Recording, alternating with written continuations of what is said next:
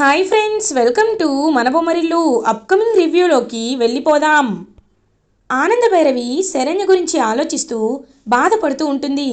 ఎన్నో అపశకునాలు కనబడుతున్నాయి, కానీ శరణ్య ఎక్కడుందో అర్థం కావటం లేదు.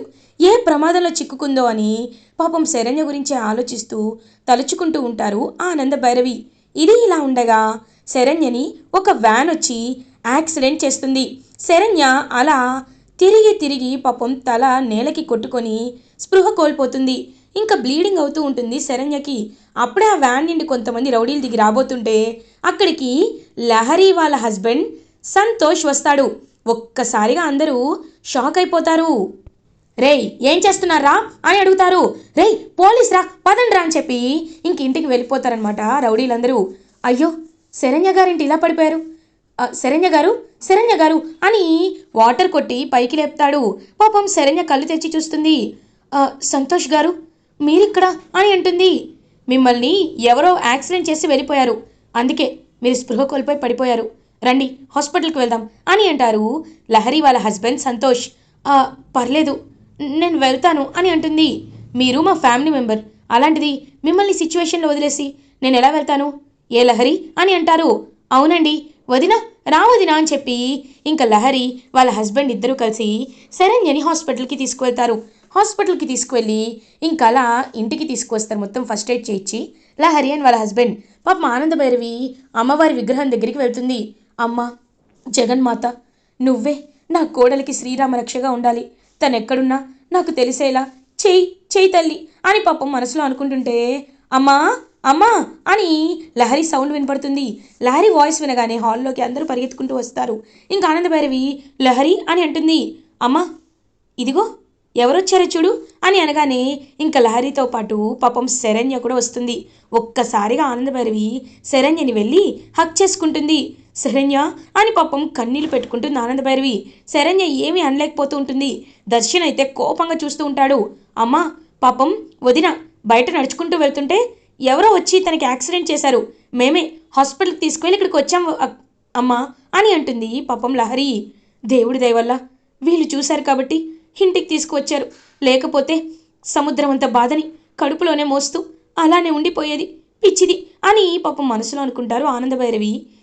శరణ్య గురించి దర్శన్ మాత్రం ఏమి మాట్లాడకుండా సైలెంట్గా ఉంటాడు.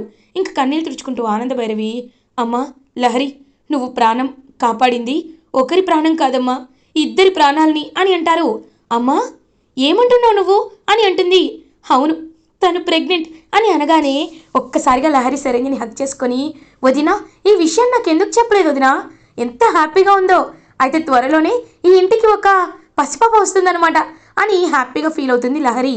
ఇంకా వెంటనే ఆనంద భైరవి కన్నీళ్ళు తుడుచుకుంటూ, అల్లుడు గారు ఎలాగో ఇక్కడికి వచ్చారు, ఈరోజు రేపు ఇక్కడే ఉండండి, దీపావళిని అందరం కలిసి సెలబ్రేట్ చేసుకుందాం అని అంటారు ఆనంద భైరవి. అంటే ఒకసారి అమ్మకి చెప్పాలి అత్తయ్య గారు అని అంటారు. నేను కావాలంటే వదిన గారితో మాట్లాడతాను, మీరు ఇక్కడే ఉండండి, వెళ్ళి రెస్ట్ తీసుకోండి, అమ్మ లహరి లోపలికి తీసుకువెళ్ళమ్మా అని అంటారు. సరే అమ్మా అని చెప్పి ఇంకా లహరి వాళ్ళ రూమ్లోకి వెళ్ళిపోతారు. పాపం ఆనంద భైరవి శరణ్య తిరిగి వచ్చినందుకు చాలా హ్యాపీగా ఫీల్ అవుతుంది. ఇది ఇలా ఉండగా శరణ్య దర్శన్ దగ్గరికి వస్తుంది. దర్శన్ వైపు చూస్తూ ఉంటుంది. ఏవండి, ఏయ్ సైలెంట్గా ఉండు, ఏదో లహరి నిన్న ఇంటికి తీసుకొచ్చింది కాబట్టి ఊరుకుంటున్నాను, లేకపోతే మళ్ళీ నా చేత్తోనే గెంటేస్తా, నాతో మాట్లాడద్దు, ఇప్పటి నుండి నీకు నాకు మాటలు లేవో, ఎప్పుడైతే నువ్వు ఆ నగలని ఇంటికి తీసుకువస్తావో, మా ఇంటి గౌరవాన్ని మళ్ళీ తిరిగి మా దగ్గరికి తీసుకొస్తావో ఆ రోజే నేను నీతో మాట్లాడతాను అని పక్కకి వెళ్ళిపోతాడు దర్శన్. పాపం శరణ్య చాలా బాధపడుతూ ఉంటుంది.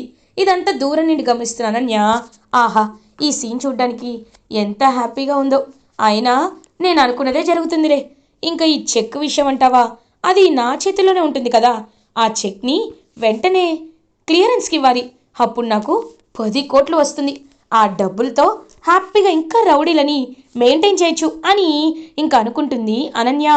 ఇది ఇలా ఉండగా మార్నింగ్ అవుతుంది. ఆనంద భైరవి ఇంట్లో దీపావళి సెలబ్రేషన్స్ స్టార్ట్ అయిపోతాయి. ఇంకా అలా ప్రీతి కిచెన్లో వంట చేస్తూ ఉంటే శరణ్య ప్రీతి దగ్గరికి వస్తుంది. అక్క నేను కూడా మీకు హెల్ప్ చేయనా అని అడుగుతుంది. రా రా శరణ్య అని చెప్పి ఇంకా ఇద్దరు కలిసి పిండి వంటలు చేస్తూ ఉంటే అనన్య తొంగి తొంగి చూస్తూ ఉంటుంది. ఏయ్ ఏంటి గోడ కత్తుక్కున్న బదిలా అలా మొహం పెట్టావు, రాయుడు అని అంటుంది. దీనికి బాగా ఎక్కువైంది, ఏదో ఒక రోజు నిన్ను కూడా చేస్తాను పని అని మనసులో అనుకుంటూ ఏంటమ్మ గారు అని అడుగుతుంది. వచ్చి అదిగో అక్కడ డిష్ వాషర్స్లో మొత్తం ఉన్నాయి కదా, అంట్లన్నీ తోమే అని అంటుంది. ఏంటి నేనా అని అంటుంది అనన్య. ఏ దీనికోసం ఎవరినైనా పిలిపించుకుంటావా చెప్పు అని అంటారు. అబ్బే వద్దండి నేనే తోమేస్తాను అని అంటుంది. ఏయ్ నీట్గా తోమాలి అర్థమైందా అని అంటుంది. సరే అమ్మగారు అని మొత్తం ఇంకా పిండి వంటలన్నీ చేసినవన్నీ ఇంకా అనన్యనే కష్టపడి మొత్తం చేస్తూ ఉంటే శరణ్య పాపం తెలియక చాలా బాధపడుతూ ఉంటుంది. అమ్మ శరణ్య శరణ్య అని పిలుస్తారు ఆనందభైరవి. అత్తయ్య గారు అని పాపం శరణ్య ఆనందభైరవి దగ్గరికి వెళ్తుంది. అందరూ రండి అని అందరినీ పిలిచి, అమ్మ శరణ్య ఇదిగో నీకోసం శారీ తీసుకున్నాను, ఎలా ఉంది అని అంటారు. చాలా బాగుంది అత్తయ్య అని అంటుంది పాపం శరణ్య. ప్రీతి చాలా ఏళ్ళ తర్వాత నువ్వు మళ్ళీ మా ఇంట్లో కోడలిగా అడుగుపెట్టావు కాబట్టి నీకు కూడా శారీ తీసుకొచ్చాను, ఇదిగో అమ్మా అని చెప్పి ఇంకందరికీ బట్టలు ఇస్తూ ఉంటారు ఆనందభైరవి. లహరి సంతోష్ ఇలా రండి అని ఇద్దరిని పిలిచి ఇద్దరికి బట్టలని ఇస్తారు. ఇంకా పాపం ఇద్దరు ఆశీర్వాదం తీసుకుంటూ ఉంటారు ఆనందభైరవి అండ్ రాజేశ్వరరావుది. ఇంకా అలా అందరూ హ్యాపీగా గడుపుతూ ఉంటే పాపం దర్శన్ మాత్రం ఖచ్చితంగా సమీర్ అని తనే చంపి కూడా ఇంత హ్యాపీగా ఎలా ఉంటుందో. ఎన్ని అవమానాలు చేసావు, ఆ నగలు కొట్టేసి చెక్కును కూడా కొట్టేసి ఎన్నో పాపాలు చేసింది, అయినా సరే ఇంత హ్యాపీగా ఎలా ఉండగలుగుతుంది, కొంచెం కూడా ఆత్మాభిమానం లేకుండా చి అని మనసులో అనుకుంటాడు దర్శన్. ఇంకలా అందరూ కలిసి హ్యాపీగా దీపావళిని సెలబ్రేట్ చేసుకుంటూ ఉంటారు. ఇంకా క్రాకర్స్ కాలుస్తూ దీపపు కాంతుల్లో హాట్ ఎయిర్ బెలూన్స్ని ఎగరవేస్తూ అందరూ హ్యాపీగా ఆనందభైరవి ఫ్యామిలీ అయితే దీపావళిని సెలబ్రేట్ చేసుకుంటుంది. అప్పుడే కరెక్ట్గా దర్శన్ దగ్గరికి శరణ్య వెళ్ళి, ఏవండి ఈ దీపావళిలో అమ్మ సాక్షిగా అయినా చెప్పండి, నాలో ఏం తప్పుందో నేను ఖచ్చితంగా కరెక్ట్ చేసుకుంటాను. అలాగే కాదు మీరు ఆ వ్యక్తి గురించి కూడా అన్నారు కదా, నేను ఖచ్చితంగా ఆ నగలు ఎందుకు ఏం చేశాననేది మీకు చెప్తానండి అని అంటుంది. వద్దు ఏదో ఒక కట్టుకథని చెప్పడానికి రెడీ అయిపోతున్నట్టున్నావు, కానీ నేను నీ మాయలో పడను. అయినా నువ్వు ఎంతటి మాయగత్తవో నాకు తెలీదా, ఒక మనిషి ప్రాణాలు తీసి ఏమీ తెలియని అమాయకురాల్లా ఎంత బాగా మొహం పెట్టావే అని అంటాడు. నేను మనిషి ప్రాణాలు తీయడమా ఏమంటున్నారండి అని అంటూ ఇదే తగ్గించుకుంటే మంచిది. ఏ నీకు తెలీదా, మర్చిపోయావా, పోనీ వీడియో చూపించమంటావా అని దర్శన్ శరణ్యకి ఆ రోజు సమీర్ అని తనే తోసేసినట్టు ఒక వీడియో ఎడిట్ చేస్తారు కదా ఈ కాంచన వాళ్ళు, ఇంకా ఆ వీడియోని చూపిస్తాడు. ఒక్కసారిగా షాక్ అయిపోతుంది శరణ్య. ఏమండి అది కాదండి నేను చెప్పేది. ఏం చెప్తావు అంత కళ్ళకు కనబడుతుంది కదా, ఇంకా నువ్వు చెప్పడానికి ఏముంది. అందుకే ఒక మనిషి పాపం క్యాన్సర్తో కొట్టుమిట్టాడుతున్న ఒక మనిషి ప్రాణాలు తీయాలనుకున్నావే, అదే నువ్వు చేసిన తప్పు. ఆ పాపానికి నిన్ను ఇంట్లో ఉండనివ్వడమే ఎక్కువ. కాబట్టి సైలెంట్గా నీ పని నువ్వు చేసుకో, నా పని నేను చేసుకుంటా, మళ్ళీ నన్ను డిస్టర్బ్ చేయొద్దు అని అక్కడి నుండి వెళ్ళిపోతాడు దర్శన్. ఇదంతా అప్పుడే అక్కడికి వచ్చిన ఆనందభైరవి వినేస్తారు. ఒక్కసారిగా షాక్ అయిపోతారు. అంటే దర్శన్ శరణ్యని అపార్థం చేసుకుంది సమీర విషయంలోనా, సమీరని చంపిన విషయంలోనా? అంటే ఆ రోజు దాన్ని చంపిన వీడియో ఎవరు వీళ్ళకి పంపించుంటారు, ఎవరు సెండ్ చేసుంటారు? ఖచ్చితంగా ఉంది కదా అనన్య, తనే ఇలా చేసుంటుంది. ఎలా అయినా నిజం తెలిసేలా చేస్తాను, ఖచ్చితంగా తెలిసేలా చేస్తానని చెప్పి ఇంకా వెంటనే అలా బయలుదేరుతారు ఆనందభైరవి. ఇది ఇలా ఉండగా మార్నింగ్ అవుతుంది. లహరి సంతోష్ ఇద్దరు ఆనందభైరవి దగ్గరికి వచ్చి, అమ్మ మేము బయలుదేరుతాం, ఫెస్టివల్ని చాలా గ్రాండ్గా సెలబ్రేట్ చేసుకున్నాం, ఇది ఎప్పటికీ నాకు ఒక మెమొరీ ఇలా గుర్తుండిపోతుంది, సరే వెళ్ళొస్తాను అని ఇద్దరు ఆశీర్వాదం తీసుకొని ఇంకా అలా హ్యాపీగా ఇంటికి వెళ్ళిపోతారు. ఇంకప్పుడే ఆనందభైరవి దర్శన్ దగ్గరికి వెళ్తారు. నాన్న దర్శన్ నీతో కొంచెం మాట్లాడాలి, బయటికి రా అని అంటారు. సరే అమ్మా అని బయటికి తీసుకువెళ్తారు దర్శన్ ఆనందభైరవిని. నాన్న దర్శన్ నువ్వు శరణ్యతో బాగానే ఉంటున్నావా అని అడుగుతారు. అమ్మ అలా అడిగావేంటి అని అంటారు. చెప్పు నాన్న బాగానే ఉంటున్నావా అని అడుగుతారు. అమ్మ నీకెలా చెప్పాలో అర్థం కావటం లేదు అని అంటారు. నువ్వేమీ చెప్పక్కర్లేదు, నాకు అంత అర్థమైపోయింది, కాబట్టి ఇప్పుడు నేను చెప్పేది నువ్వు విను. నువ్వు ఆ వీడియోని చూసి శరణ్యనే సమీర్ అని చంపింది అని నువ్వు అనుకుంటున్నావు కదూ, కానీ అది తప్పు నాన్న, ముమ్మాటికి తప్పు. కావాలంటే నీకు నేను ఏం జరిగిందో అంతా తెలిసేలా చేస్తాను. ఒక ప్లేస్కి వెళ్దాం రా అని చెప్పి ఒక లొకేషన్ చెప్తారు. ఎక్కడైతే సమీర యాక్ట్ చేసిందో లైక్ తను నిజంగా చనిపోయినట్టు అదంతా ఒక ప్లేస్లో సెటప్ చేసుకుంటుంది కదా, ఆ ప్లేస్కి తీసుకువెళ్తారు ఆనందభైరవి. ఒకసారి చూడు, అక్కడ సీసీటీవీ ఉంది. ఆ సీసీటీవీలో ఆ రోజు జరిగిందేంటో నేను నీకు చెప్పక్కర్లేదు, నువ్వే తెలుసుకో, చూడు వెళ్ళి అని అంటారు. చూస్తాను అని ఇంకా వెంటనే వెళ్తాడనమాట దర్శన్.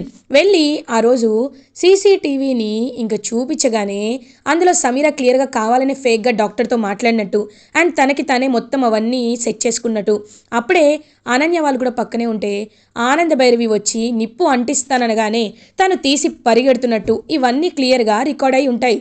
అమ్మా, ఇదంతా నిజమై ఉండొచ్చు, మరి సమీర చనిపోయింది కదా అని అంటారు. చూడు నాన్న, తను చనిపోలేదు, బ్రతికే ఉంది అని అంటారు. ఒక్కసారిగా షాక్ అయిపోతాడు దర్శన్. ఏంటి అని అంటాడు. హాస్పిటల్కి తీసుకువెళ్తారు ఆనందభైరవి. తీసుకువెళ్ళి చూడగానే సమీర గతం మర్చిపోయి కోమాలో ఉంటుంది. తను ఇంకా గతం బయటికి రాలేదు, కోమాలోనే ఉంది. చూడు నాన్న, ఆ రోజు ఏం జరిగింది అంటే నేను తన్ని భయపెట్టాలనుకుంటే తనే వెనక్కి వెళ్ళి పడిపోయింది. కాబట్టి తర్వాత నాకే జాలేసి హాస్పిటల్లో జాయిన్ చేశాను. అప్పుడు తెలిసింది తను కోమాలోకి వెళ్ళిపోయిందని. నువ్వు తన విషయంలో ఎంత అపార్థం చేసుకున్నావో దానికి కారణం ఎవరో తెలుసా? ఈ వీడియో పంపిన వాళ్ళు. ఈ వీడియో పంపింది ఎవరో తెలుసా? అనన్య. అదే అదే నిన్ను శరణ్యని విడతీయడానికి ఇంత పెద్ద ప్లాన్ వేసింది. చూడు నాన్న, శరణ్య చాలా మంచి అమ్మాయిరా. తను చేసిందంటే ఏదో ఒక కారణం ఉంటుంది. ఇప్పుడు నగల విషయంలో కూడా అలా చేయడానికి ఏదో ఒక రీజన్ ఉండే ఉంటుంది. అలా అని మనం తన్ని దూరం పెట్టకూడదు, తన్ని అపార్థం చేసుకోకూడదు, దాని మంచి మనసుని తెలుసుకోవాలి అని చెప్పడంతో పాపం ఒక్కసారిగా దర్శన్ షాక్లో ఉండిపోతాడు. అంటే ఇన్నాళ్ళు సమీర్ అని శరణ్య చంపేసిందని నేను అపార్థం చేసుకున్నాను. ఛీ, చాలా చాలా పెద్ద తప్పు చేశాను అని పశ్చాత్తాపడతాడు పాపం దర్శన్. మరి ఆ నగలు అని అంటాడు. నేనున్నాను కదా నాన్న, శరణ్య నుండి నిజం ఎలా రాబట్టాలో నాకు తెలుసు, నువ్వేమీ కంగారు పడద్దు అని పాపం నచ్చజెప్పి ఇంటికి తీసుకువెళ్తారు.